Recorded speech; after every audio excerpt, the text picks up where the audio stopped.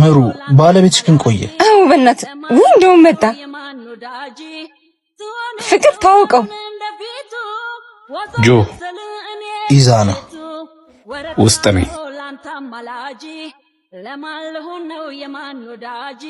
ይቅርታ እንግዲህ ሰሞኑን ፍሪ ጊዜ ካገኘው ደውልልሃለሁ። እሺ እኔም ካላስቸገርኩ ደውልልሻለሁ። ኧረ አታስቸግረኝ። ባልሽ ተጨነቀ መሰለኝ። ግቢ በቃ ቻው በቃ።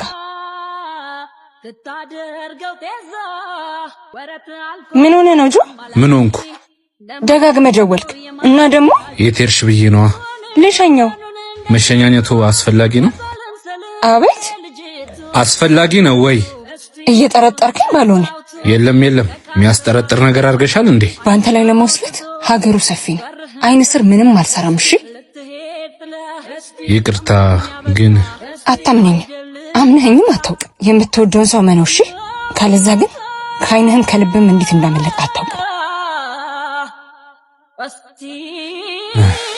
ሞክራታ